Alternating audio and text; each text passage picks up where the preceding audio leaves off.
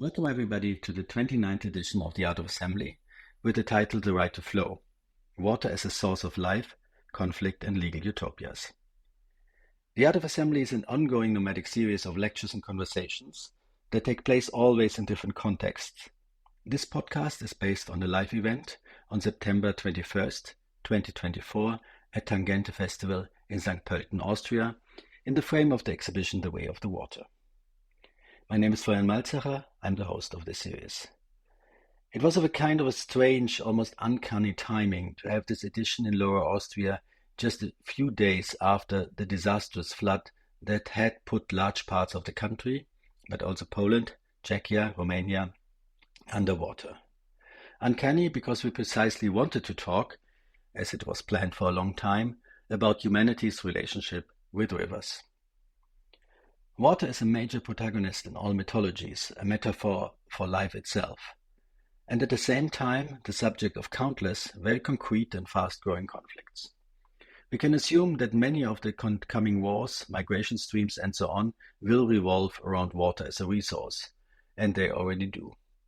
The climate catastrophe drastically reinforces this, but the floods of recent days and recent years also show that something has been wrong for a very long time with our attempts to tame and instrumentalize nature in general and rivers in particular.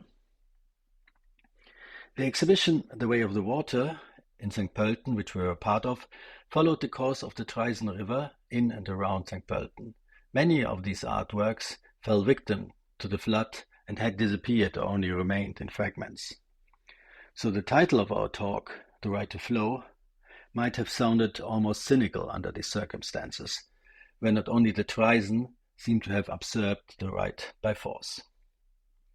But we decided to use this opportunity to broaden the view from the concrete disaster and try to understand in more general terms what could, what should change. We wanted to ask how water can be seen not only as a commodity based on concepts such as ownership and exploitation, but as a common good or even a partner. One aspect we looked at was how different cultures, indigenous cultures, but perhaps also ancient, forgotten cultures of the very land we were standing on, offer different approaches to our relationship with nature. Another aspect we followed was based on legal concepts, which had not only been discussed, but recently, at least at a few places, actually been implemented. For some years now, non-human entities have been granted legal personalities, which basically means that they are treated like humans for limited legal purposes, allowing them to sue, own property, and enter into contracts. And indeed, these two aspects, indigenous knowledge and current legal discourses, are not separate but closely interwoven, as two of our speakers have shown. So the speakers tonight are Irena Rangi-Marie Omaki-Ransfield-Röse, member of the royal family of the Waikato tribe, who opens the conversation with her intimate knowledge about the connection of the Maori people with the Whanganui River in Aotearoa, New Zealand. Indigenous activist, writer and scholar of legal anthropology, Edson Krenak shows how the legal imagination of indigenous people offers a different idea of ownership not only for the Amazon. In her play The Water, writer Katrin Rögler reflects on how a mixture of fear and repression, actionism and bureaucracy, empty political promises and personal interests are preventing targeted action against the climate crisis. And last but not least, the artist and philosopher Elisabeth von Samsonov is fascinated by the bifunctionality that separates water as a symbol of life and its disciplining in technology and industry. But now, with no further ado, I want to introduce our first speaker. I mentioned already the concept of legal personhood and rights of nature that had growing impact in recent years. But actually the very first river that has been granted legal personhood was the Whanganui River in Aotearoa, New Zealand. So I'm very happy that our first speaker is Irena Rangi-Marie Omaki-Ransfield-Röse, who is the daughter of paramount chiefs of the Ngati Kahungunu and member of the royal family from the Waikato tribe. She is a guardian carrier of the tribal knowledge and a doctor of traditional Maori medicine. She has spoken and lectured at many conferences and universities on the subject of ecology philosophy, ecosophy, and is an independent knowledge network expert at the United Nations. For you, I would like to welcome with a song, but in some way I would like everybody to join me. We have a simple word in Maori called nā. Just say it. Everybody, nā. Nā. Okay. And then you can say to get the attention of somebody, nā. Yes, absolutely. But I want to bring the beauty of our nā into something called anana. Anana means wow.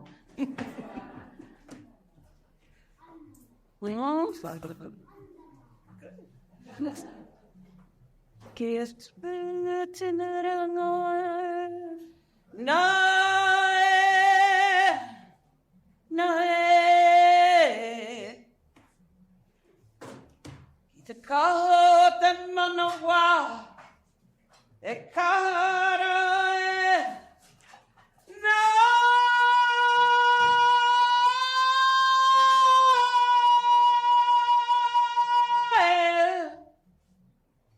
E taimata titiro rai rangi, koto mana manawa.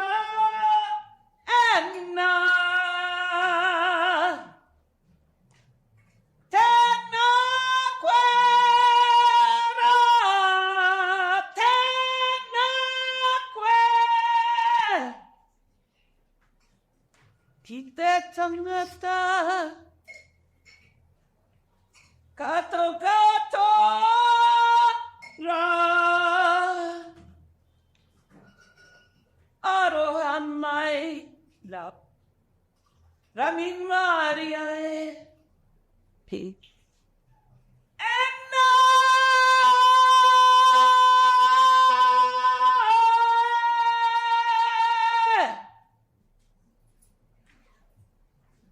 Good evening.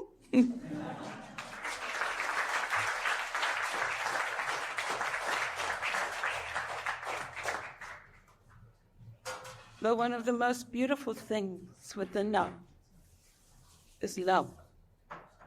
Aroha nā. And the wisdom of everything. The reason why you are here as people. You are tamawahine.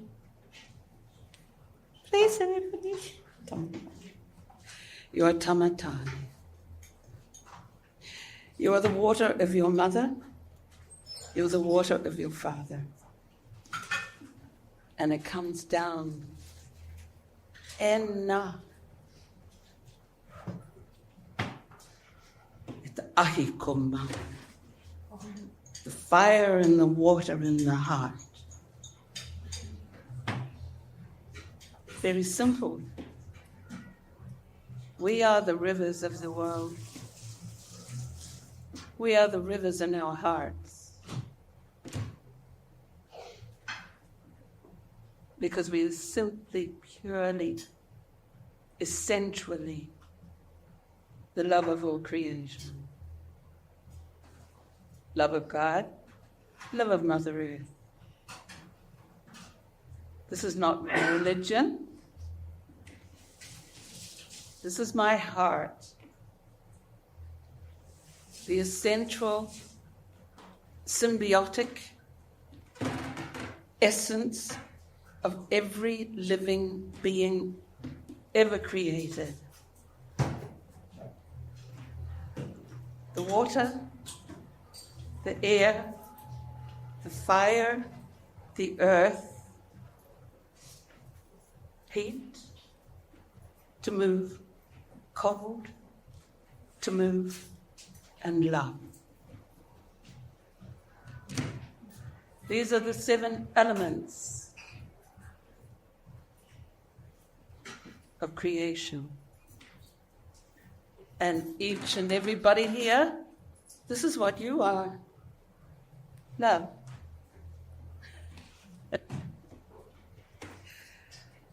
So I'm happy to be here because opened this situation for Pontin. 2 rivers, one flowing very well, one not flowing so well, but now they are overflowing. And for me, this is the intention of the people and their love. It's not just a matter of art. It's a matter of loving, caring. It's not a matter of politics. Once again, it's a matter of loving, caring.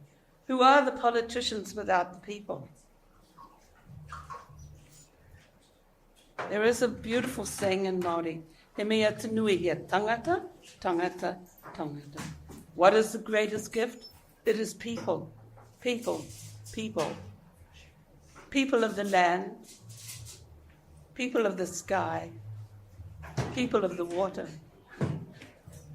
We are all related. We are the people and related completely, totally. Mother Earth, this is my passion. I am a champion for Mother Earth, and I always will be. I try to teach people to say good morning and I love you, Mother Earth, in the morning. Good evening, I love you. Good night, Mother Earth. Just so simple. If we want to bring climate back into its balance, we have to meet this within ourselves. So, kia ora koe rā, e tēnā koutou katoa, ki te kōrero o te manawa o Māori. I am speaking as a heart from Māori people. I am the Wanganui River because this is the heart of my people, not just representative. It is our heart. We never lost the symbiotic connection. I am a river, not because it's legally recognized, but I watch that water flow through me. It's my ancestral water. My great-great-grandmother was the chieftainess that signed for that water. So no, yes. So are you. Kia ora koe rā, tēnā koutou katoa, kia ora. I greet you, I thank you. Thank you.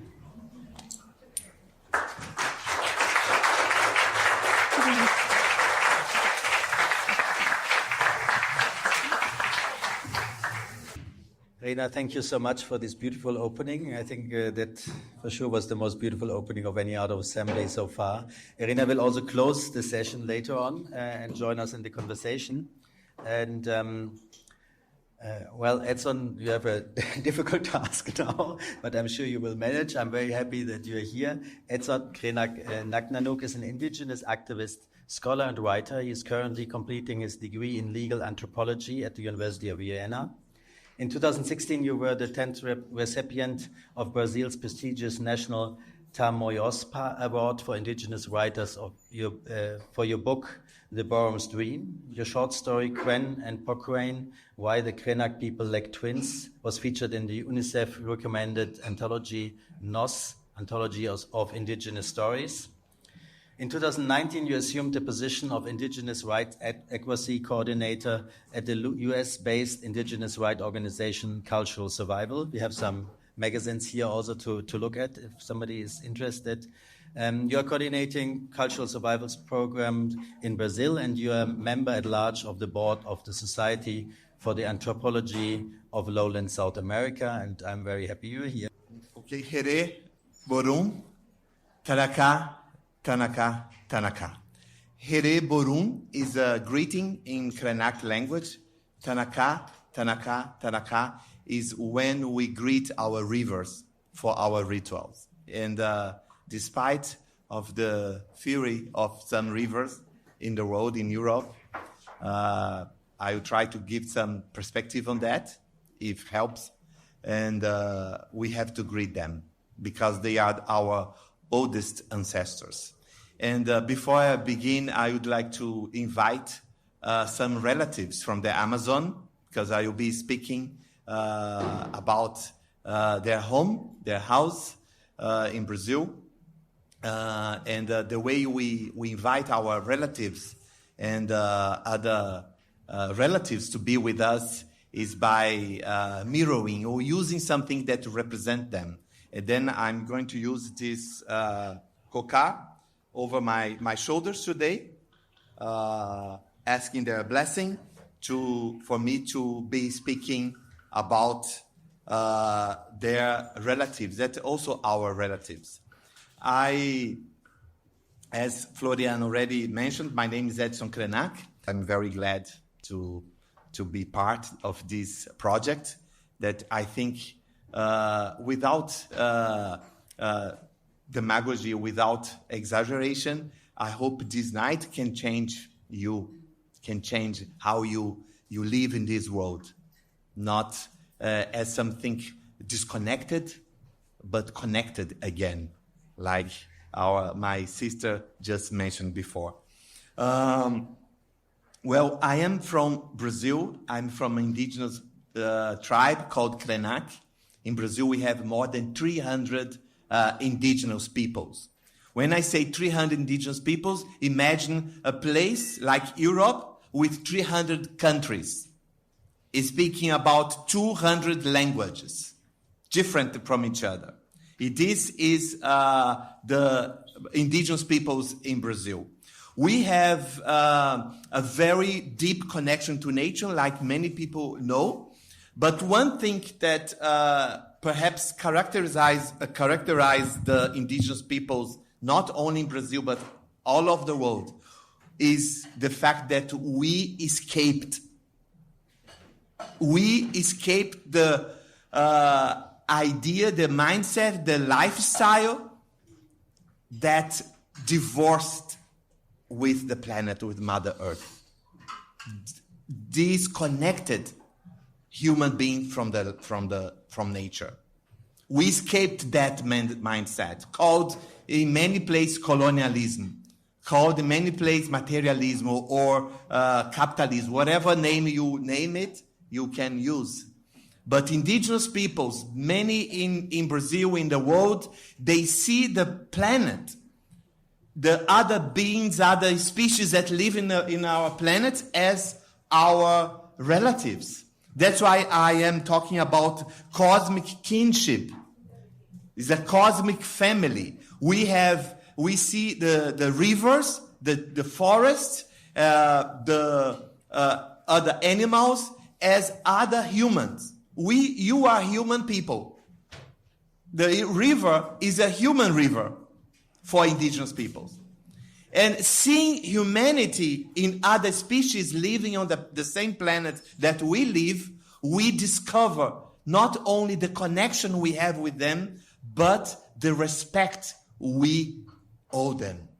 The respect we have to give them. And also when we talk about the rights of nature, the river has a right to go to court to defend itself, to have contracts. Or when we talk about rights of a forest, we are not saying something new or something nonsense or fictional. It's something that is part of our everyday lives. We never step on the river without asking permission. We don't use the river. We have a relationship of reciprocity with the river. We don't damage the river. We don't drug the river. We don't violate the river. We don't hurt the river. That's why it's very easy for us to understand that the river has rights. Because the river, in many cultures, in my culture, Krenak, the river, Watu, I will talk about this river soon, is our grandfather. Is our oldest ancestor. And we used to go, I will explain why we used to go to this river, to talk to this river, to hear, to listen to this river. But for 10 years, this river is in coma. He cannot talk to us anymore. Some members of my people killed themselves. They remained silent ever since this crime happened. And we are almost unable to talk to our greatest or oldest ancestor because he decided to dive into the planet, the earth, and disappear from our face. In the Amazon, the connection of the rivers are the soul of the forest. Is the forests are the owners, the masters of indigenous peoples like Yanomami people. For decades on the media, international media, Yanomami people. Why? Because international corporations go there, don't consult them, don't talk to them, invade their lands, their rivers for gold, for metals, contaminate their lands, kill their rivers. And the Amazon forest that is in many people's imagination as the most pristine. It's like a paradise in the world. You cannot drink from the water from any river in the Amazon forest. You cannot safely swim there because all rivers in the Amazon forest, they are contaminated with mercury and other heavy metals. All rivers of Amazon forest are sick. The fish are sick. One of the biggest cities that exported to all Brazil, fish for all Brazil and for all other countries, including European countries, this fish has 6-7 times more quantity of mercury in their bodies than what is considered safe for human beings to consume. This data is from Fiocruz. We can talk more about that. But coming back to the relationship of indigenous peoples, they see the rivers as the protectors of life. They don't protect only the lives that live on the ground. They protect the life that also flies around. They protect the forest from above. I don't know if you heard about the flying rivers of the Amazon rainforest. These flying rivers is a natural phenomenon discovered by some scientists in the West few decades ago, but our people knows this for centuries. They always talk about the rivers that live and travel in the sky. And these rivers that goes to the sky through the tree, because these trees evaporate, the trees that send the rivers to the sky, each tree, I already put this information there, each tree can release, a big old tree, almost 300 liters of water per day. By doing that, they say these rivers and the trees, the forests, they keep the sky protected. They keep the life protected on the planet. That's why they use the expression, if the sky falls, life is in a big risk. It's a catastrophe. It's like a bomb, like what is happening in Palestine, like is happening in Sudan, in many places. When these rivers cannot be sustained in the air, flying, they say human life, human beings are no longer protected. And when they explain, when the floods happened, because we are hurting so much the rivers, the forests, who are the sisters of the trees, the sisters of the rivers. Protect the rivers. The rivers protect the forest. We are hurting them by deforestation, for mining, for cow, for huge industrial agriculture, for beef, for hydrogen, to produce the digital new technologies. This color I'm using here in honoring a friend. He lives in a region. They used to have a traditional river called XXIX River. XXIX means the river that gives the fish as a gift. The fish is a gift. Everything the river gives is a gift. They see that way. But this river, by his village, can no longer flow. If you go there, there's no river. There is a mud quarry, like of a stream, passing by their houses. There's nothing there. You know why? 5 years ago, 2 major mining companies start extracting lithium to produce electric cars, to produce computers, to produce the so-called clean energy. This year, Amazon people, they are experiencing the hardest, the toughest drought in history ever recorded. Can you believe that these 3 pictures are the same river? The second most important river in the Amazon rainforest? Amazon rainforest is the size of European Union, European continent. This is the rainforest. Considering Brazil's area, if you consider Colombia, Venezuela, Peru, Ecuador, Bolivia, then it's larger than Europe. And these rivers, when they are hurt that way, the flying rivers will not protect human beings. And human beings will be not protected by the rivers. The rivers who have the right to flow, they will shout. They will cry out.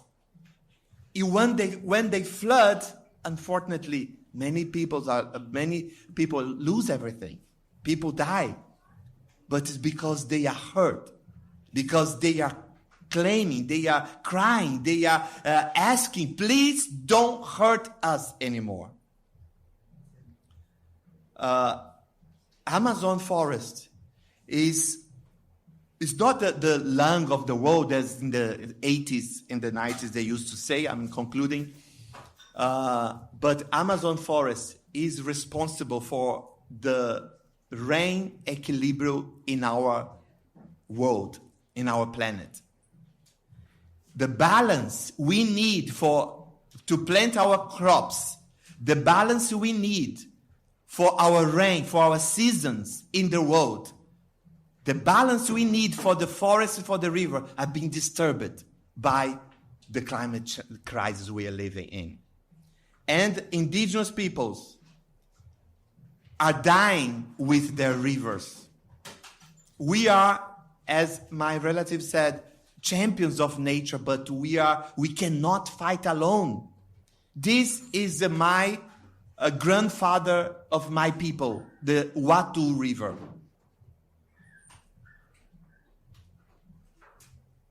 I will give you time to process this information. This river, for generations and generations, I grew up by this river. I remember many times going there to fish, to play with the fish. I would fish, talk, play with them, and then give back to the river because it was not for me to eat. But I start seeing like sometimes a terrible smell from the river. I knew already decades ago that the river was getting sick because surrounded by the river, the forest was being destroyed by mining, corporations. And 10 years ago, this happened. Justice to this date, has not been served. To the river, to the people, to no one. The companies responsible for this crime is still selling, negotiating the market. They have the right to continue to do, to be, and to trade whatever. But the river and our people has no right to flow, to live, to protect each other. That's why natural catastrophes, they call it, natural catastrophes are happening more and more in the world. Because we are hurting, we are killing our protectors. Indigenous peoples are stewards and are with them claiming, please join us to protect our protectors. Thank you very much.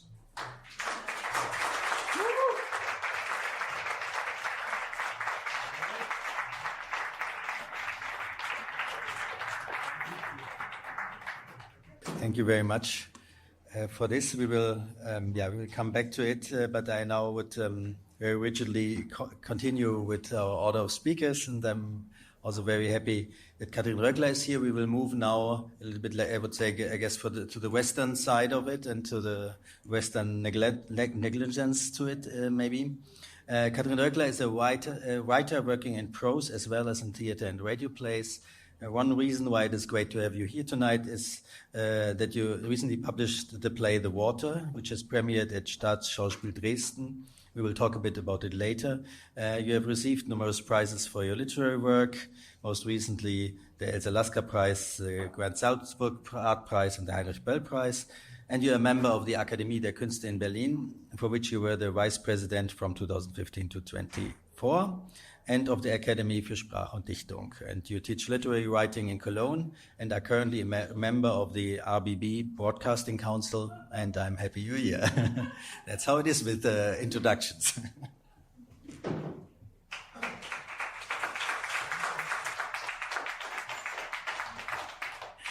Thank you very much. Thank you both for your very rich speech you gave here and your singing and welcoming us. And I have to say, I do not know much about water. In the last weeks, I understood that even better. But it is maybe not a good moment to show off with knowledge. It's better to be more humble, at least as an author sitting dry on stage, or standing dry on stage. 5 years ago, I sat together with Antje Boetius and Frank Radatz on a terrace in Berlin. She is the very well-known Earth system scientist and Leibniz Award winner, chief of the Polar Expedition in the North Sea. He is author, dramaturg, and director. Both of them founded the Theater of the Anthropocene around 6 years ago.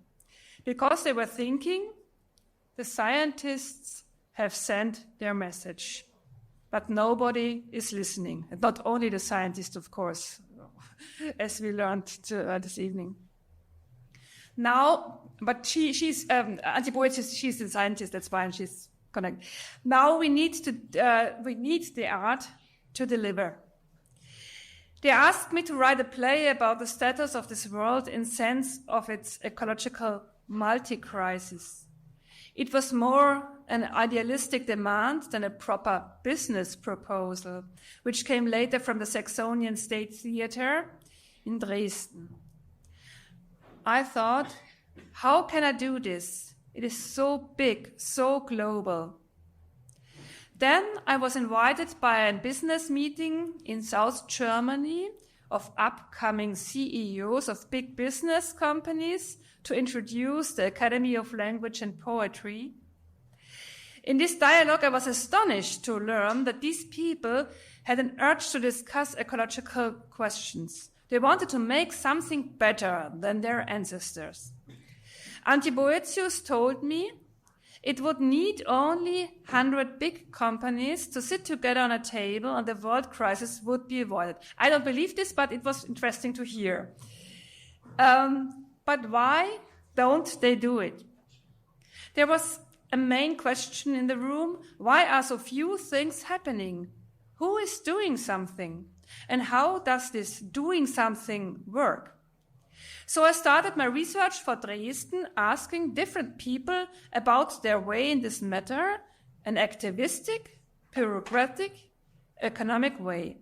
People from the Federal Ecological Agency, students, Fridays for Future and the Gelände, the church, Cradle to Cradle, the Civilian Ecological Agency, a CEO working with hydrogen technology. Later on, people who were affected by the flood in Rhineland in 2021, catastrophe management, a farmer, then the lawyers of big NGOs like Greenpeace and German Watch, and everybody told me a different story about the water. So I don't know much about the water, but it is the main meta topic question concerning ecological crisis in Middle Europe, the drought and the floods. Water is always lacking or too much. In the last 10 years, there was a lot of talk about water management in cities, and some of these cities, as along the Rhine or the Danube, are talking about flood management for a very, very long time. New is the conscience about the small rivers, tributary rivers, along the suddenness of floods, for example, 7-meter water walls in the Ahr Valley in 2021. I asked about agency, and the answer was non-agency, or between agency and non-agency.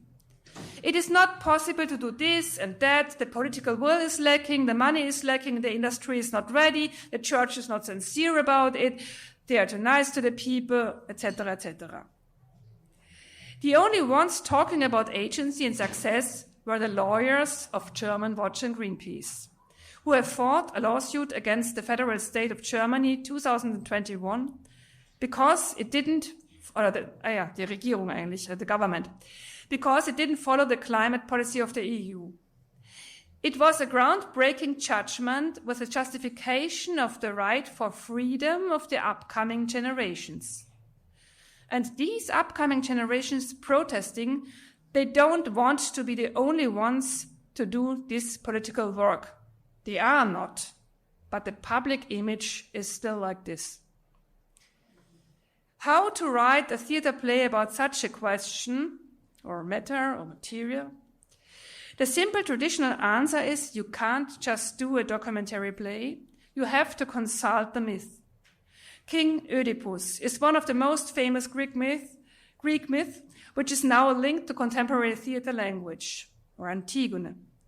For me, it was a biblical story, available in every elementary school in Austria. Jonah and the whale, the book of Jonah. I liked it because it has many agencies, humans and not humans. Remember the whale, the tree, Jonah. And it is a story about the water in every condition. And about responsibility and the question of being in charge for delivering the message. The question of time, of generation, who is the child, who the adult, who is responsible, and that the protest seems to be also declared as childish was very important for me. Sometimes it helps to make something visible in changing the position. So I let my experts become children of the main characters, and the main characters seem to be like kids, and it helps to use different aesthetic languages to show that there are some incomparabilities. What was astonishing for me, that the play in its tragic humor was understood and discussed very well by the audience of Dresden, that was more astonishing, and later in Berlin. I decided to use aesthetic tools like comic, work with absurdness and slapstick, and the rhetoric which repeatedly was addressing the audience directly, and therefore fictionalizing fictionalizing it in hope that they would change. I show you now a very small trailer. Und doch ist das schon so. Ist das schon so? Du machst die Tür auf und da steht eine Wand Wasser. Ist das hier der Infoabend der Dresdner Wasserbetriebe? Ich kann mich auf sowas einfach nicht konzentrieren. Das ist wichtig zu verstehen. Sie sagen, wir machten nichts. Aber das stimmt nicht. Ich habe an alles gedacht. Also den Einfluss von meiner eigenen Haustür habe ich komplett vergessen. Und schon wieder ist ein Jahr vergangen. Tut mir leid, wir sind nicht für Sie zuständig. Wer konnte ahnen, dass dieser Käfer wichtiger ist als wir? Wie heißt der überhaupt? Natürlich hätte man mehr wissen können. Das sagt sich nur so leicht, wenn man nicht ins Geschehen verwickelt war. War doch vorauszusehen. Wie bitte? Ich habe wasserunabhängige Pflanzen. Bald, sehr bald, ganz nah, gleich demnächst. Die Zukunft war damals genau 20 Jahre entfernt. Und das ist sie heute. Das ist sie heute auch noch. Wer konnte ahnen, dass der rote Lila wichtiger ist als wir? Wir werden um ein Kurzzeit-China nicht herumkommen. Das sind Bürgerskinder, denen weiß Gott nichts zustoßen war. Und alle heißen Greta. Energiediktatur, Konsumdiktatur, Konsumdiktatur, Konsumdiktatur, Konsumdiktatur. When you first began it. So, I do not know much about the water. We understand the rivers, as we already heard today, as highways for goods and people and waste. The ecological space as resource for food, the fishes and mussels. We even don't notice that we are the environment of rivers, the river catchment area, Flusseinzugsgebiet in German. We are misunderstanding the rivers. We are partly lost in water management and ignorance. And when I say we, then I mean we here in Austria and Middle Europe, in the Western industrial capitalistic world. And the we is not simple thought. We are misunderstanding the rivers. We are partly lost in water management and ignorance. We, as a whole society, but we have to celebrate now. We have to celebrate now the many people helping in the last weeks, the many fire workers and neighbors, the helicopter pilots and helping hands, the citizens who were here and did their work here in Lower Austria, in Vienna, and in Poland and Czech Republic. Czechoslovakia. Okay. We are starting to avoid, here a bigger catastrophe was avoided. And that's our point now. We are starting to avoid catastrophes which shouldn't occur at first. The impossibility to understand nature in another way than as a free resource or as a problem destroying goods, income and growth is a deep fact. But of course, there are different ways to be aware of the world. There's only hegemony and hierarchy between these understandings, as we see in present. And there is a certain capability or pattern how we listen to stories. For example, the need for heroes. I loved this summer to read Elisabeth Colbert's book, Under a White Sky, The Nature of Future. She tells a lot about water, about how we are trying to do geoengineering, how the Chicago River was changed in its way, fishes were put in other ecosystems to control them, and becoming a plague. There are a lot of tragic heroes in her stories, and it is full of making and doing and planning. I learned this summer also a lot about the rivers, listening to the Conference of Rivers, a radio play series by Frank Radatz, Dennis Reimann, and Leopold von Verschür. He was the director of this award-winning series, and he made the directing choice to give the rivers very individualistic voices and languages. It was funny to listen to this idea of having a conference about their own rights, the new development of law we are facing today. As I mentioned, The lawyers were the only dialogue partners who were very self-confident. The law is leading, it has agency. That is a little sad, but the beginning. The elephant in the room is the question if the politicians do what they were condemned or sentenced to do. What result came out of this lawsuit from 2021? I think it's another lawsuit, but not much more. But it is more a turning point in consciousness. And there are new lawsuits pending, and that's what I learned from the lawyers. You have to start and move on and do the next and next and next, and then we learn, and it's changing. So we need more understanding about water. Maybe the first idea would be it stands for the system of life. And there's no natural balance. It's the balance we all together need. Thank you.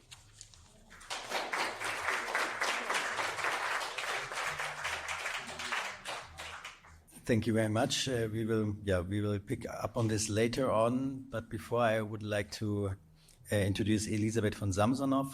Elisabeth is an artist and professor of philosophical and historical anthropology at the Academy of Fine Arts in Vienna.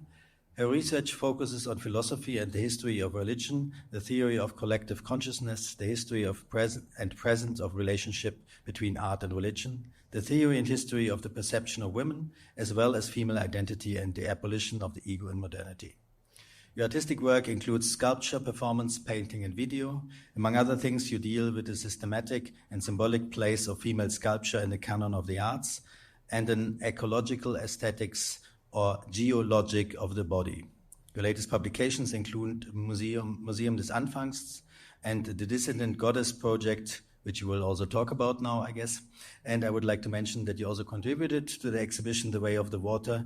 And since it's installed at the Mühlbach, it was not so much affected by the flood. So actually, if you didn't see it, you have still the opportunity to see it. I'm happy you're here.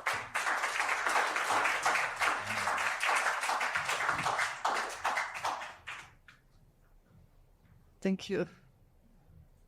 Thank you so much for inviting me, Florian, and thank you everybody who talked substantially for me. So I have a difficult task to subsume somehow your points, and I changed totally the content of my talk because of the flood. I was thinking I'm going to talk nicely, philosophically, about the bifurcation and the politics of the water, like that it is like something spiritual and that it's something chemical and that it's something lively and that it's something technological, because this is exactly what I lived in my life and what I experienced and what I'm interested in, this bifurcation, which is maybe the pathos of water in a modern civilizations. Because I think we had all something like a spiritual approach to water as well. And you can see it everywhere, and I could see it everywhere. There's a lot of pilgrimage sites also in Austria with holy wells. Everything is full of holy wells like Schönbrunn and Rollerbrunn and I don't know, even every little region has a holy site quoting water. And nevertheless, all our rivers are dammed and have been transformed to canals. So this is something really interesting, that there is something like a technological approach to water. The damming, the whole, how to say, water supply. I mean, they started to do this enormous technological achievement of producing water supplies for cities, for villages. Everybody has a tap water, you know, and also the tap water. I mean, the fact that there is something like a tap water changed the approach to water. You know, it was something that is like in the supermarkets, like something that is available, that comes from the tap. Nobody remembers the source and the well and the origins of the water. So I go a little bit back in my own story. So here you see the village of Tittmoning, and you can see down in the right a big house. This is a house, my house. I bought it when I was 24 because it should have been broken down because it was in the flooded area or the constantly flooded area of Salzach. And I bought it because it was very cheap, and I tried to live in this house. And it was a weird idea, but I loved this house. It was a very nice house. It was from the 15th century. And I had a circus there, and the stable was in the house. So I lived in this house for 13 years, and I was flooded all the 2 years, or all the 3 years. And at the beginning I thought, okay, I knew from before that I am going to be flooded regularly. And sometimes the flood was like this, as you see it in this photograph from 1959. It's like a historical photograph, and sometimes it was less catastrophic. Like here. So you can see I painted the house blue. This is the house, and this is a normal flood, you know, that occurred like every 2 or 3 years. But I must say, living in this house changed my approach to water totally, because actually I saw this river flowing in his bed when there was no flood. It was like a minor river, you know, trying to meander in the canal, you know. And when the flood came, you know, it became like a majestic being, you know. It was totally freed, and we were in awe because of its power.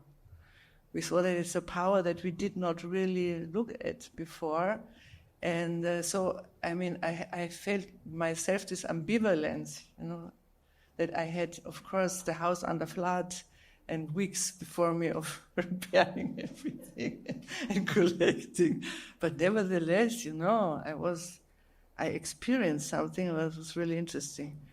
And here you can see what happens, you know, what happened with the canalization of the rivers, because this is like the roadates of a flood of this same river, which is so canalized that within 2 days you can see from the 28th of August to the 29th of August produced this enormous flood. So sometimes I was not even at home, and the mayor would ring me up and say, "Oh, I have to evacuate you."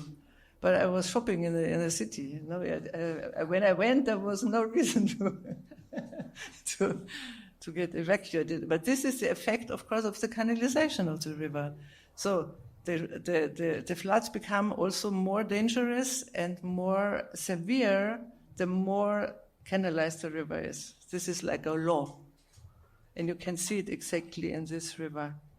But what was also in this city, which is a very nice city, Tittmoning an der Salzach in Bavaria, is a grove of wonderful trees behind the church, up to the castle, where you have a wonderful, a forest full of springs and sources. And there was also a pilgrimage place where the people went to worship the water. And I did research on this place, and it's really interesting because you can see that the people really took serious the water, and they went and they bathed in the water to get healed. The water itself was the healing essence they went to, and actually there was also like some archaeological finds that also the Romans had a water sanctuary there, because there was a little hotel for the nymph that was found there. A little autumn was just little nymphs, to the nymph. So this was a water that was very, very long known to the people and very dear to the people, and they believed in the healing forces of this water. And when I went there, all the trees fell down, and the city of Tittmoning cut the rest of the trees, and it was really a disaster. It looked very, very sad and very, very abandoned. So we did an art project there, which ended in a disaster and in a case in front of the court because I was accused to be a blasphemic artist or like a natural spiritist or something, a geopsychopathic, and which is true in a way. Yeah, it was a really good diagnosis. And what we found out, and to make it short, was that during all this procedure of creating the art and looking at this nice place and playing with the wells and the source and thinking of the nymph, the old spring that had fired the whole activity of healing and pilgrimage returned. So it sprang up again and is still running. So this is a very nice story about exactly how water that's used to have a relationship and a friendship with a human will withdraw when this friendship ends. So the people did not even remember anymore when the spring started to flow, stopped flowing. Okay, then this is the story from the 90s, okay. And then, funnily enough, I went to Bangladesh and I married a Bangladeshi man, and we lived in the district of Pirotspur, next to Borishal. And the first time when I flew to Bangladesh and we wanted to land, and I shouted in the airplane, I said, but there's no land to land, because when you land in Dhaka, you see only in the last minute the airport, because you see only water and you see no land. There's so few land in Bangladesh, because Bangladesh is the delta of Brahmaputra and Ganga. There's the biggest rivers coming down from the Himalayas, so it's only water.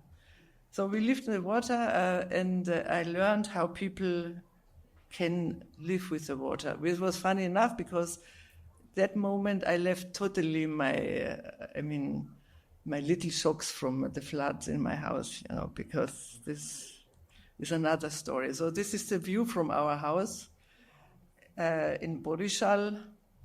And so everything that we did, we had to do it on the water, of course, and the people are amazingly skilled with water, amazingly. You cannot imagine how long they are able to dive and they come back with a fish in the hand.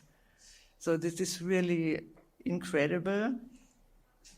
And this is something I found out now, because my friends also told me, because the water is also rising, and due to the fact that we all lived on small islands, and some of them started to be flooded, they created these floating gardens. So they have these big structures where they put the gardens on, and they are able to rise and go down with the waters. And it's a very, very beautiful type of gardening system. So like how can I live with the water?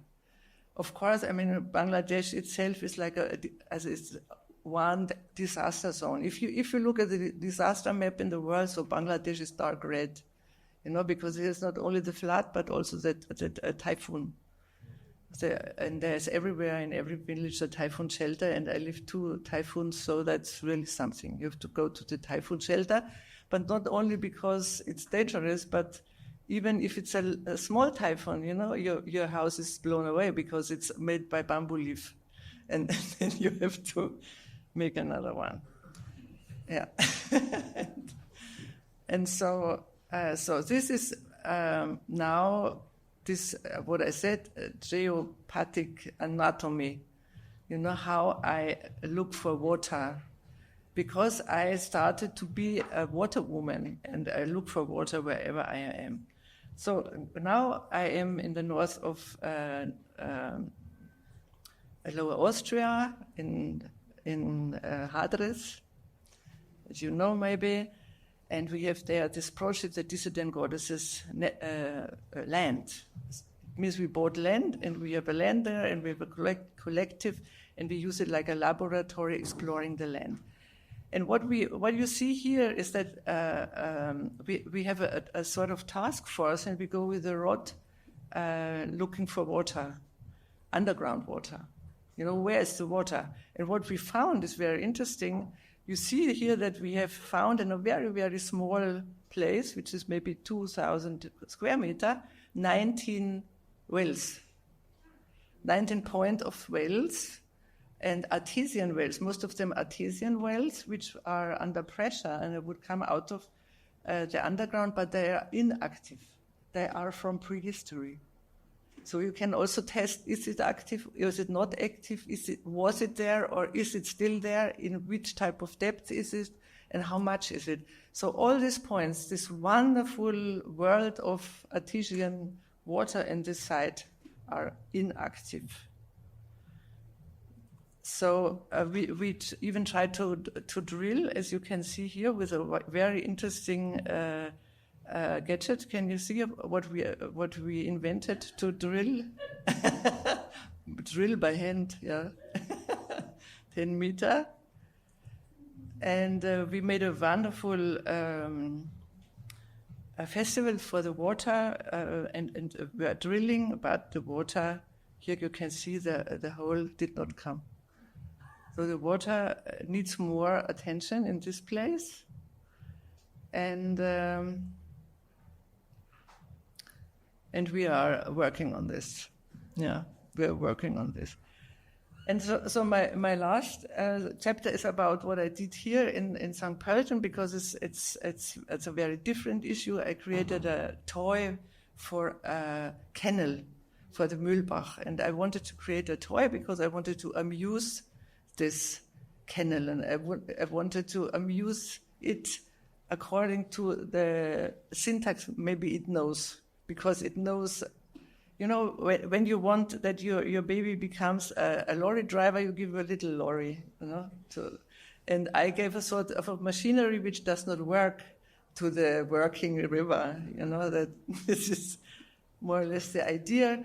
And I started to be very interested in turbines, because the turbines, of course, turbine technology is exactly belonging to this as a bifurcation other branch, the technologies of the water.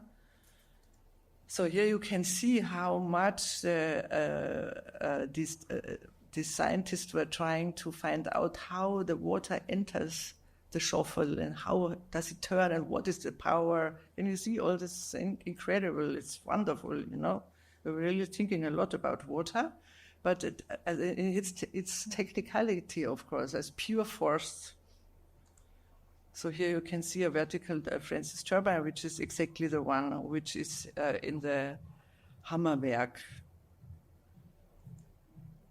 And here you can see what I tried to draw, that the water arrives and goes through the turbine, and there's this disturbance when it gets out of the turbine. This is on the top of this drawing. Then you get this zigzag lines. It's a little bit disturbed, You need to re-amuse it. Because what is super sensitive, of course, because it is sensitivity, nothing else. It's also our sensitivity, and it does not like these loops all the time. So we have to find out how can we recombine this bifurcation. As long as we see the bifurcation, I would say that we see the problem, and we see the way back. As long as we can see both sides of it, there's also still the solution. So this is what I try to draw. This is the body of the earth and the inner waters, and how the inner waters and the whole body of the earth communicate. They all communicate. It's also her life and her being. So thank you very much.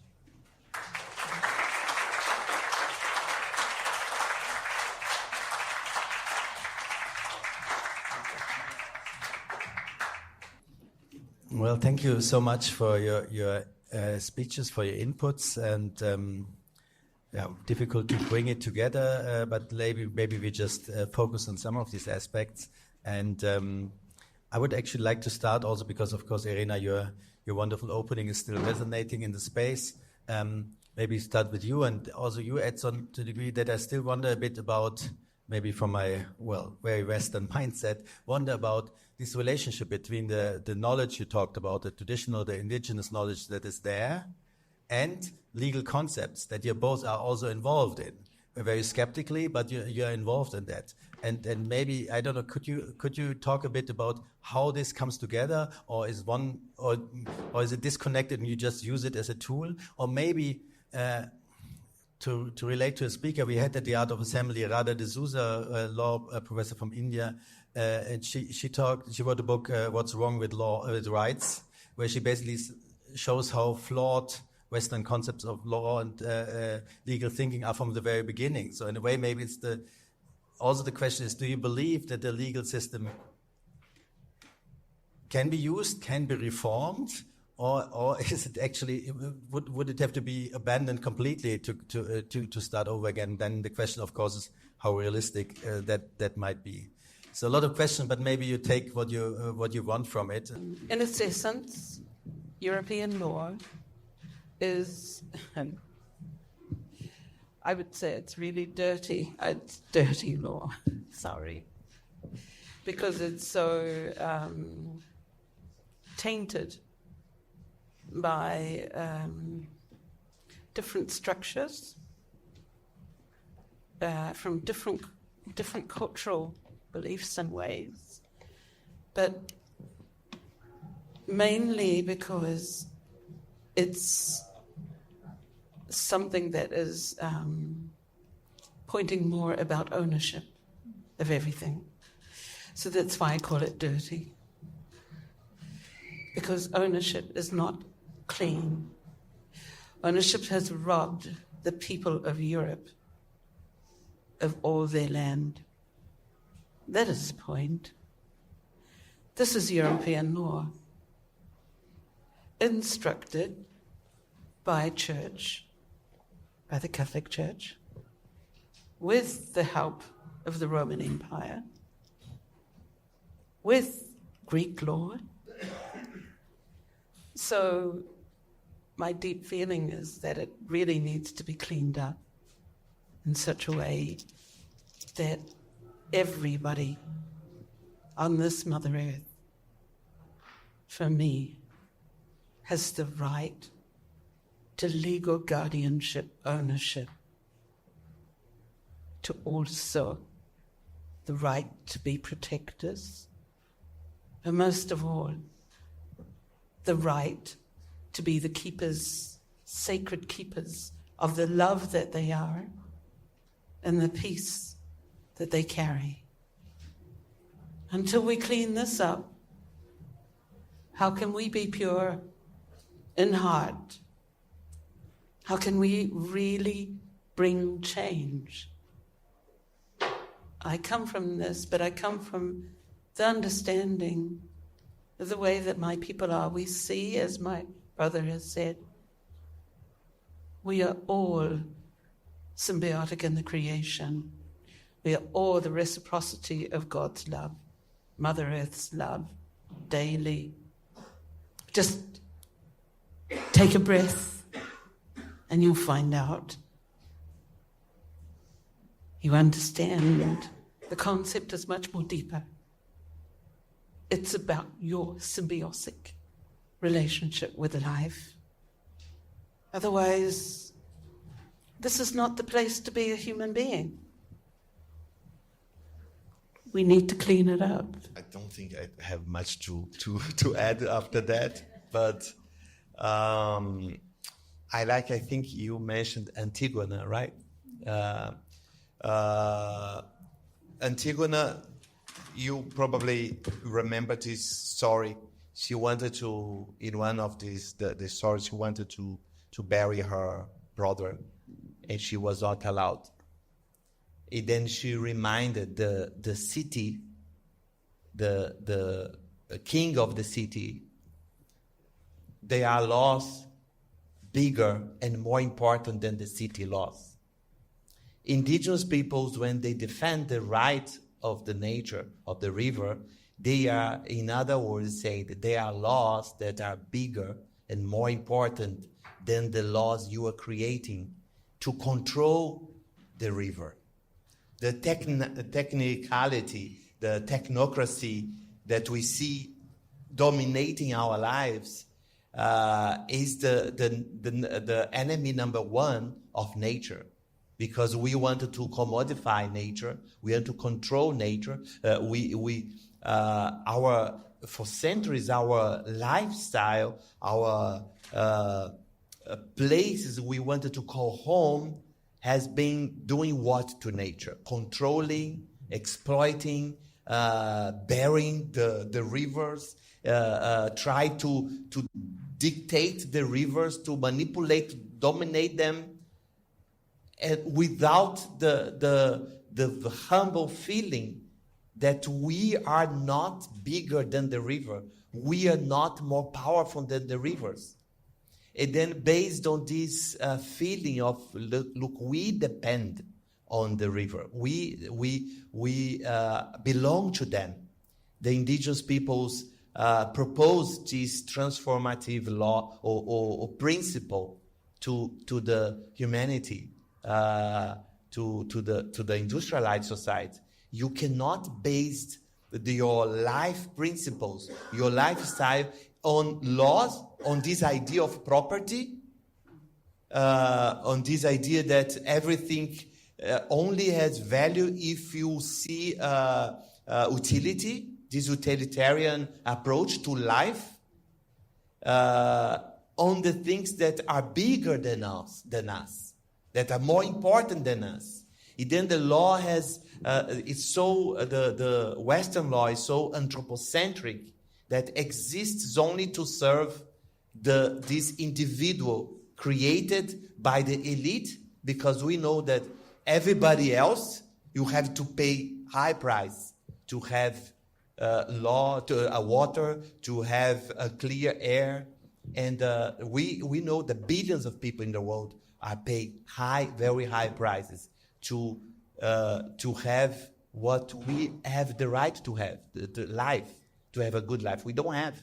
No, then it's because of the benefit of some. And they do that in the name of the law. They do that because they created law to justify it. And then we need a ontological transformation of the law. What I mean is to transform, the law needs to reveal all its foundations about what is a reality, what is important for us. Is that my property, my anthropocentric view to the planet, or the multi-species? They are other species. They are not only bigger, more powerful, more ancient than us, but also they protect us, the rivers, for example. Thank you. Let's maybe stay for a moment there.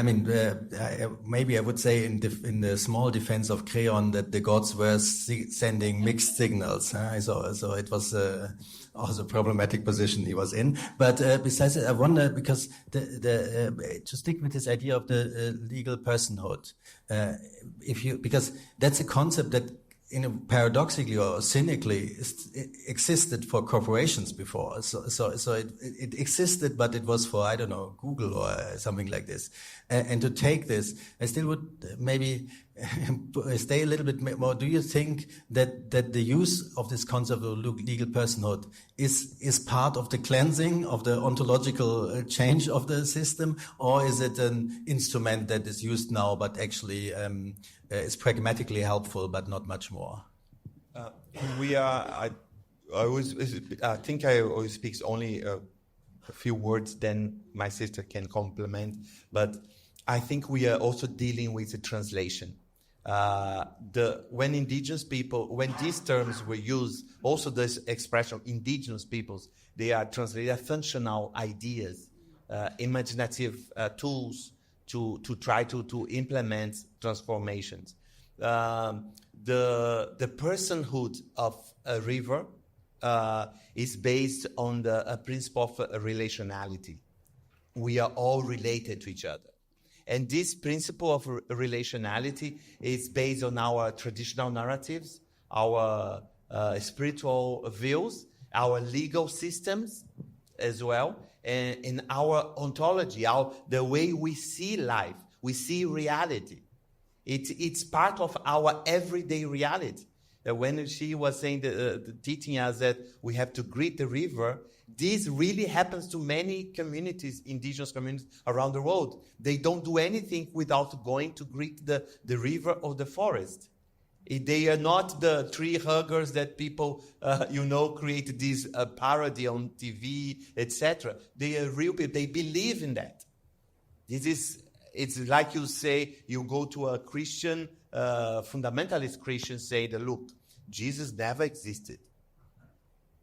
If you say this to them, or God is something that man created, if you touch their ontological reason to live it, to do what they do, they will be very angry because you are disrespecting what is the foundation of their life, their identity. When we say that this relationship with the river is the foundation of our identity, is where we also draw our laws. Yeah, you would like to influence these anthropocentric laws because he's clearly is against humanity, this anthropocentric law, even though it's called anthropocentric. It is anthropocentric, but it's for elite. Could be called elitist law, right? But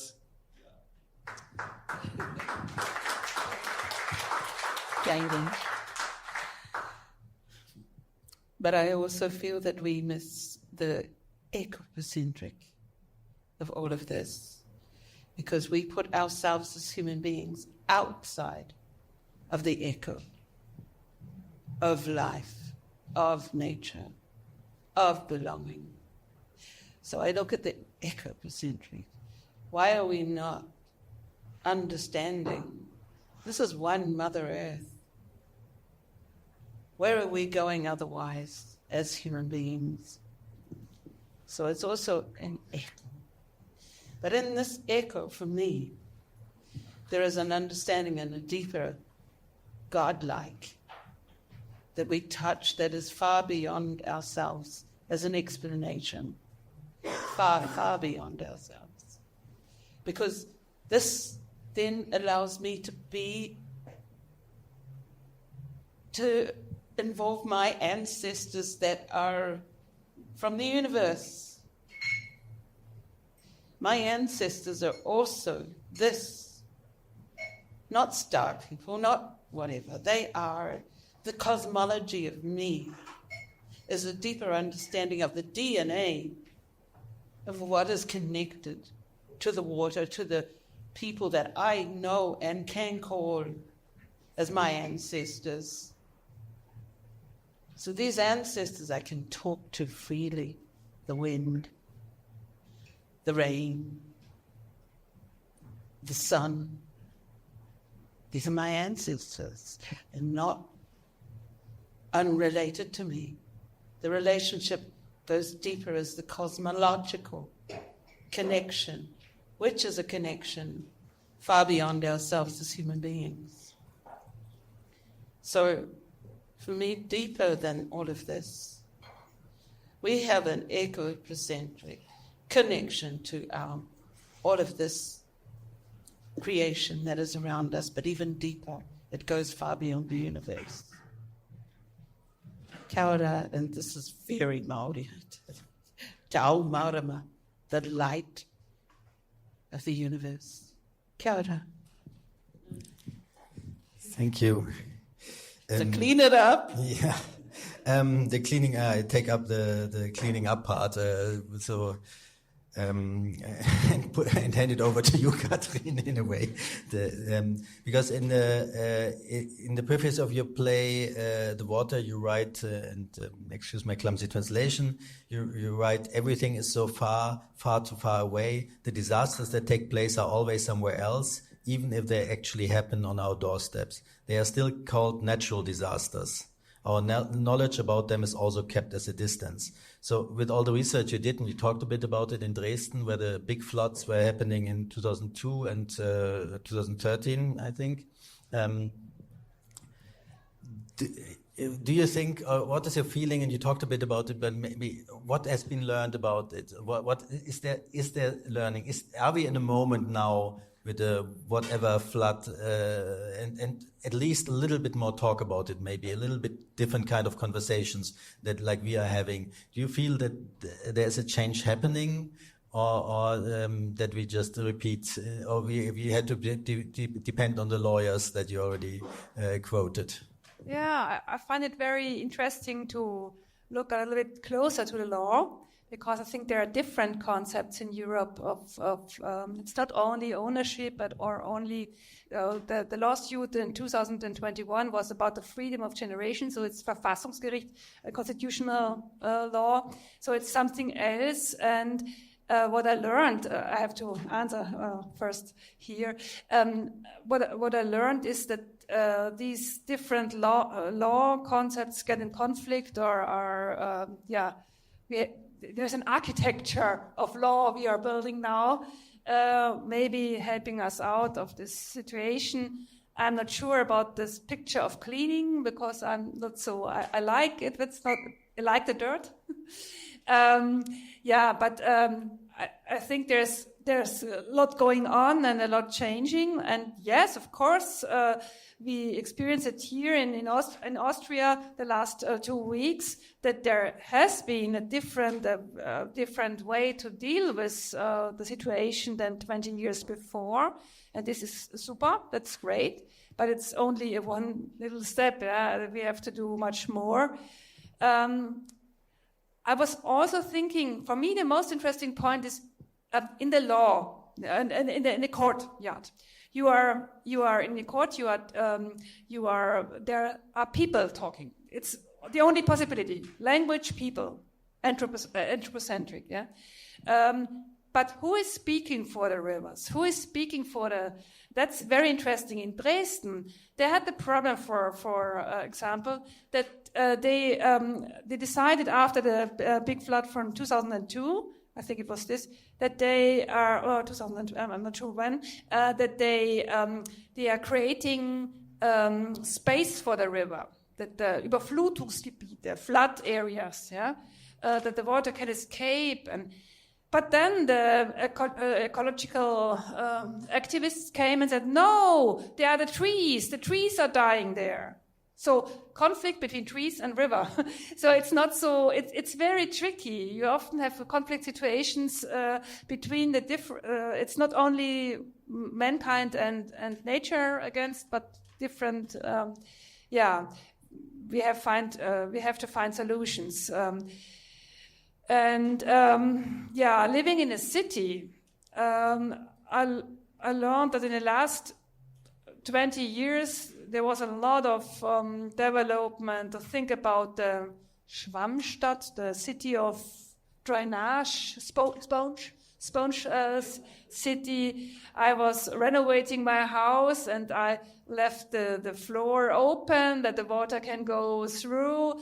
And I think we are much more aware about how to live with the water now, and that we need, for the cities are becoming hotter and hotter. They have to hold the water back in the city. When I came here to St. Pölten, I learned there's a new sculpture in a very ugly square. It's a very ugly square, and there's this sculpture who that's clay sculpture, ich weiß nicht, wie nennt man das, ich weiß nicht mal auf Deutsch, eine Pergola of clay, letting the water drip down so it can stay there and cool the area. I don't know why this area has to be cooled, but so we can find a lot of signs of art and architecture and trying to deal with this situation. But the main question will be how we can't escape. We can't get really out of the situation that we need to organize it with money and people and the society. Yeah, it's not. It's a very we are always, when you are concrete in a situation, you have always to find the main conflict and to see how you can find the balance there, yeah, and how to be helpful somehow to get some ecological balance back or to improve the situation, but you won't find a really solution for everything. We were talking very global, so that's very, very important to talk global as well, but I like to go in focus, and then you see, the trees versus the river, and who is speaking for the trees. But that was my question to you. Who is speaking for the rivers at a lawsuit in court? Who is in charge? Who can do it? That's the question. It's a good question. The question of being global and being local is just a point of view. I think is because this global is an abstraction that we need that to know what to do on the ground. When we mention the transformation of the law and bring in indigenous ontologies, we have to have like a really a wide scope. One of the indigenous perspectives on personhood is the collective right, is collective protagonism. Then there are other principles. One is very clear for everyone, is the ecological impact of some actions. Then we have to act more as a collectives, because the law, the power of the law is to have one person owning the property, is the foundation of the modern Western law. There is one representative of one person. And we have people claiming they own rivers, they own forests. Perhaps there will be, these trees are in the land of one owner. Who owns this land where the tree is or the river is passing? There is an owner there, or the city, then we have to call all the collectivities that are involved. This is some solutions that some cities are finding for indigenous peoples. We have always been the voices of biodiversity, of the rivers, of forests in many places. And then we go to court. We go in Ecuador, in many places, in Bolivia, etc. It's easier for us. But for the Western law to be changed, people had to start acting as a collective to be true democracy, citizenship. Exactly. Because if you think this is not my problem, this is the problem of the next city, then we have a problem. That's the transformation we need in law, in this, because who creates the law? Good, full citizens. Or we had, one approach actually to not to solve this, but to deal with this was Bruno Latour and Frédéric Aituati had a parliament, based on Latour's Parliament on Things, had an assembly, an alternative climate conference close to the Paris one 10 years ago, where they tried to find a different way, based on these concepts, to negotiate things differently. And Frédéric Aituati, the theater director and collaborator of Bruno Latour, quite openly said, of course it was a disaster. So of course it didn't work, because how can it work when you try it out? But it was an attempt, one of the attempts to try to think, what does it mean, representation for other entities and so on, even within a Western logic maybe. But of course that's also messy and dirty in many ways. So yeah. But I think it's really necessary to come down to a point of understanding, as an individual, I am the river. How do you really take that concept into yourself and be the river? Then, as a collective, it is much easier. We are the river. It always has been. It was my great-great-grandmother that said, Ko'o tawa, ta'awa ko'o. I am the river is me. So I think we have to also look at the individual understanding of our ontological, basic connection. Where is your connection? What have you done with your connection? Why do you ask the question, who represents? You already do. You are a tree in you. You are the water in you. You are the earth. Also in court, in a case of law, in a case of court, yes, it has to come to this basic, definitive, defining understanding.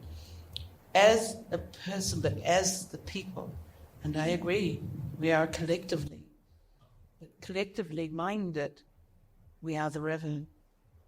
The river is me. I think maybe that's a good moment to also to bring you back to the conversation, Elisabeth, because I find with what you presented and what you practice also with the dissident goddesses land is in a way, is try to find also own roots, because of course we also have the problem of appropriation, of being of translation, and all these problems that you already mentioned, and there's something in there that also is not. Is a different kind of appropriation, but rather into the past, maybe, or that you are looking for. So I'm really curious about what you're doing, also in the way to bring another aspect in, which for the art of assembly was always important, is the role of art.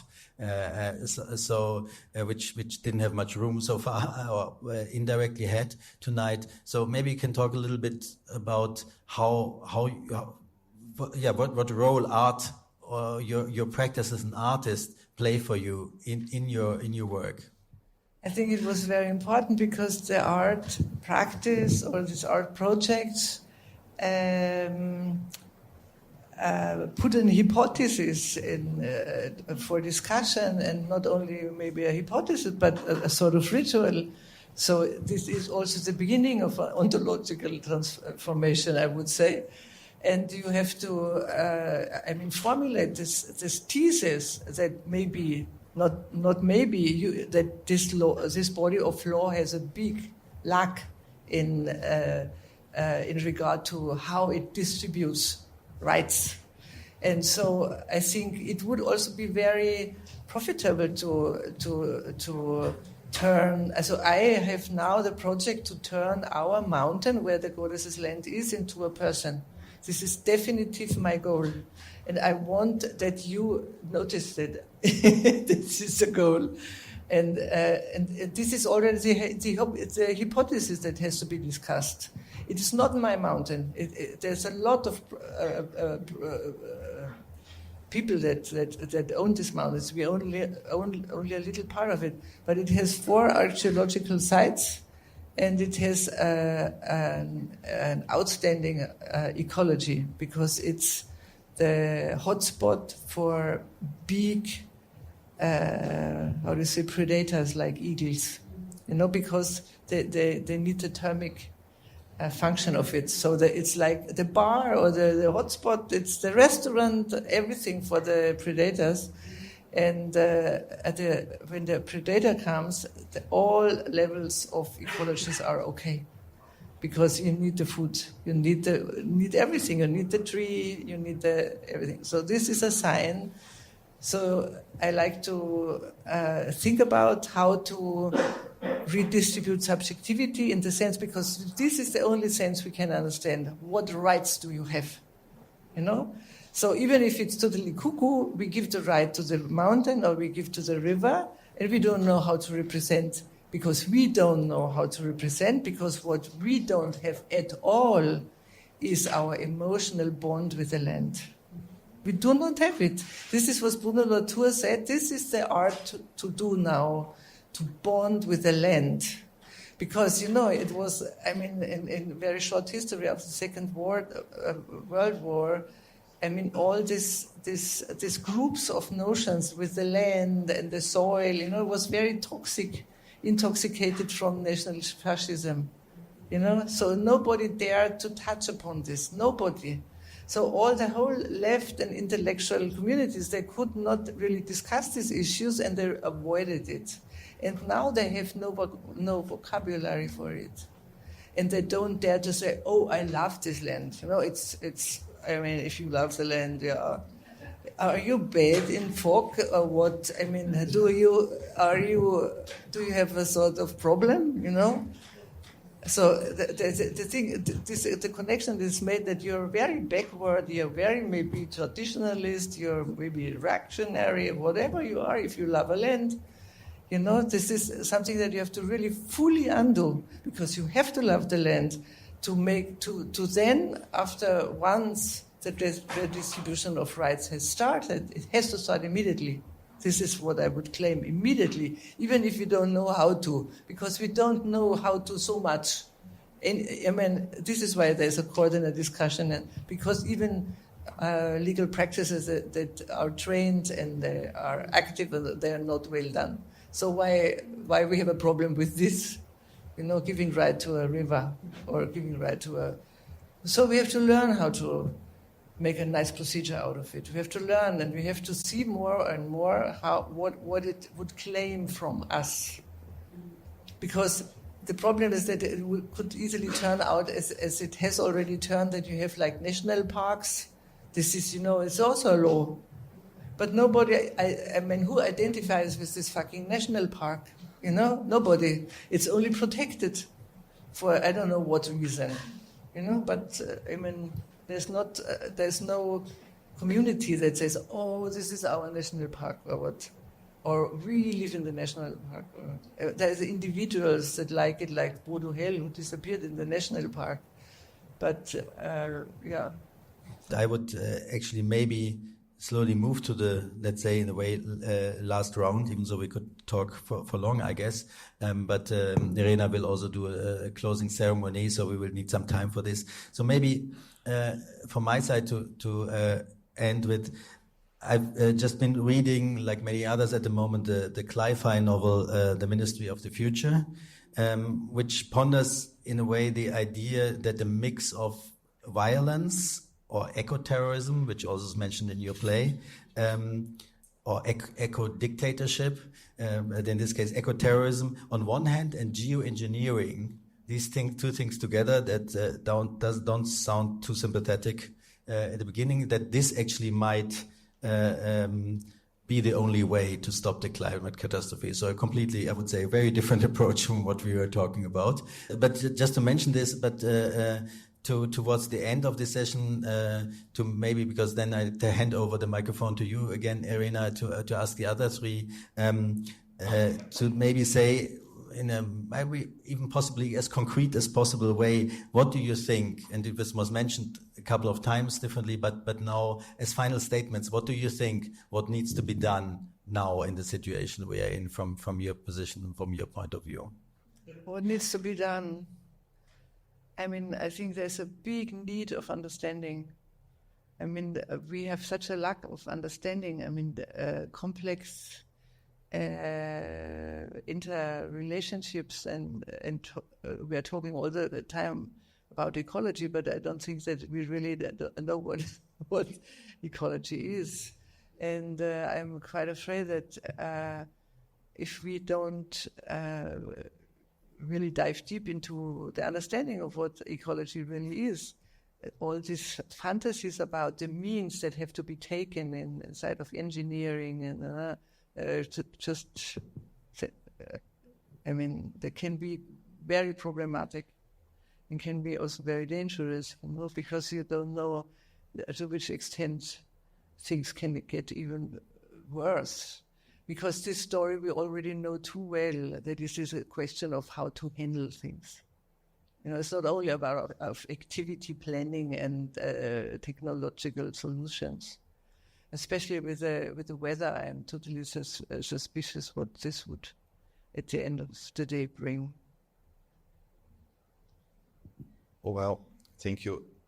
I go, because of my work as an indigenous activist and living and working here in Europe, I will give you a very, very concrete way that you can engage and help indigenous peoples, the planet, and these issues. Right now, there is a railway, actually the complex of logistics and transportation using building routes, highways and railway from a place called Mato Grosso in Brazil, is in the center of the country. Mato Grosso is the place of the second most important biome in Brazil and the most diverse biome, savanna, in the world. This place, this Mato Grosso, probably fits 7-8 Austrians, and 42% of this savanna has been burned in the last 4 years under fire by industrial agriculture, and to make possible to build this highway crossing, I think 9 national parks, 13 indigenous lands, 3 uncontacted tribes, and bringing down like ancient trees, forests, contaminate rivers, and many of the rivers I showed here, to transport 2 things to Europe: grain and metal, minerals. And your money is financing that. And European Union reserve a huge amount of money for Brazil, German, Spanish, and Italian companies to build this there. And I don't want to propose what you can do, but you see the problem. That is our problem now, right? We cannot just think about the local here, because the money here is financing a catastrophe there that will impact you in many ways, not only drought, floods, but many other ways. And also the food you are eating is a poison food. If our rivers, our land, I challenge you to tell me where on this planet there is a piece of soil, land, is free of agrotoxin, free of human dirt that is very poisonous for all of us. And then your money, your citizenship participation, politics, when you vote, when you decide about the future of Europe, you are also deciding about the future of peoples elsewhere, indigenous peoples, forests, relatives, and things that will impact you.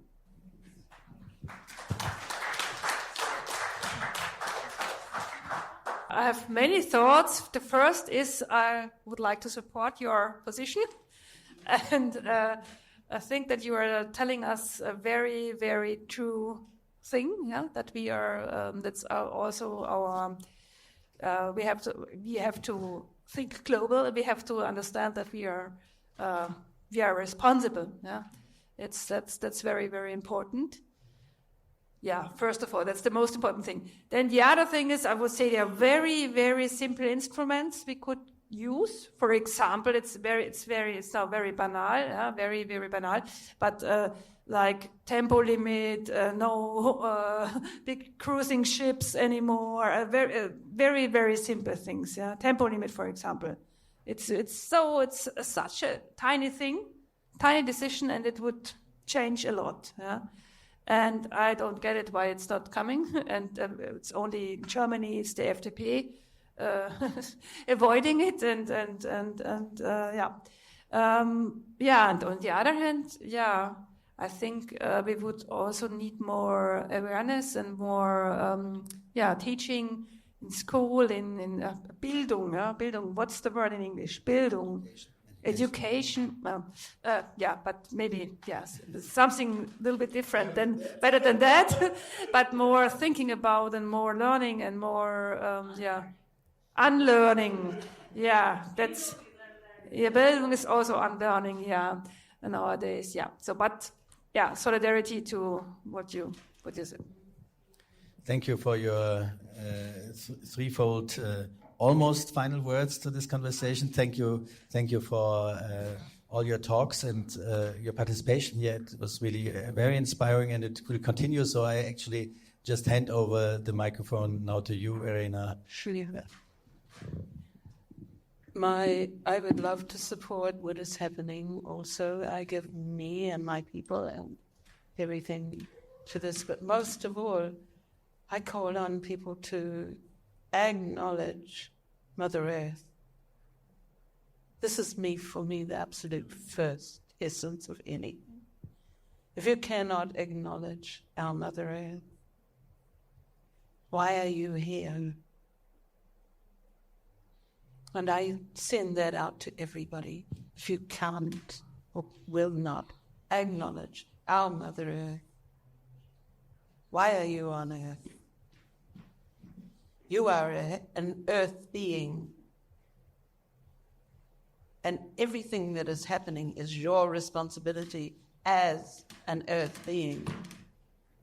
So I challenge you directly. Everything that is not okay is because you are not being an Earth being, a Mother Earth being. Somehow you've lost that connection. That is the deepest connection you've lost. Then, this is God's creation. They say. But I believe if you really understand the creation of God, the Creator, the great Creator, there's no question. So I would like, there is jurisprudence with different situations that are becoming more and more stronger in legal systems at the moment. So I think this is really important. This and this basis. So with this, I am very thankful to Lorena. I'm very thankful that you have brought me here. To my dear sisters. Joanne, you're ringing me up. But also Florian. For this art assembly is not just an art assembly. This is a deep connection to Mother Earth. You asked for what you asked for. You asked for the flowing of the rivers, trying to ask which one is the which. The original river, the ancestral river, now has its full strength and is showing its full strength. The created river. It's okay. But to the people of Pulton, this is your feeling, your emotion, your responsibility for the Mother Earth. So, in this great flooding, I brought 3 stones that have been listening to us, watching us, hearing us. Because it's time for this water to close, as it is for this art assembly with the amazing people that have been here. So I'm very, very honored to be here with you both, Florian and John. And my dear Lorena. But also being together with you, giving hope. Hope is a situation for the future, of the future, of the future, of the future, of the future, of the future, for people to live here on our Mother Earth with her.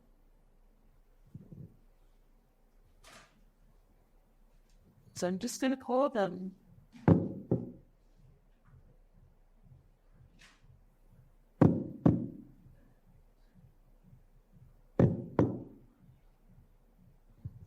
And the prayer is for them to slowly, oh no, they really want it quite fast. The trains don't run properly. Return the water to the Mother Earth. Return the water to the Mother Earth. Return the water to God's love.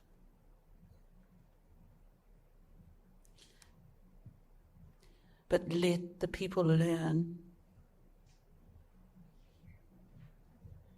The love of existing and loving is the hope.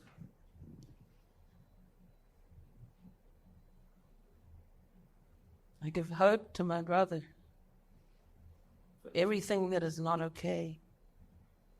If the people love the mother, if you really call upon the mother to give her creed and war, nothing would survive. Nothing. Nothing nuclear can stand in her way. So I am saying, love the mother. She is our all in all. Or hold your breath for 5 minutes. So simple. So exact. And I will take that in the court of law and challenge any human being. Just hold your breath for 5 minutes, and then you can give me your decree. So yeah.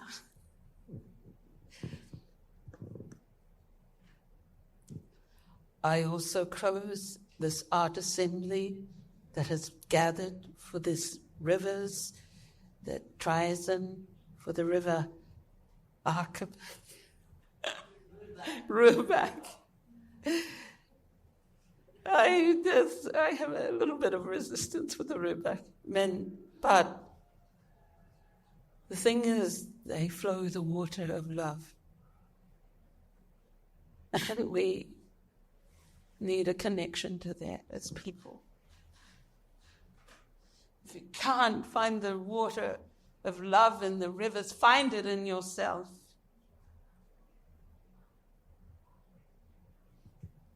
Sa.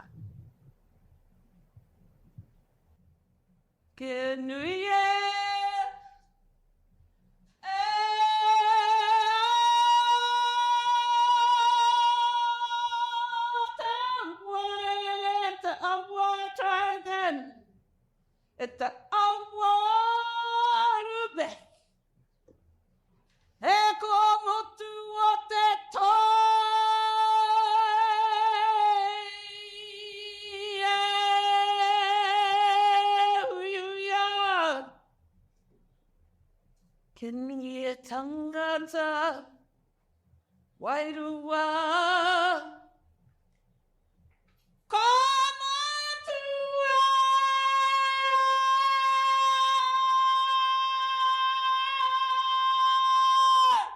to where?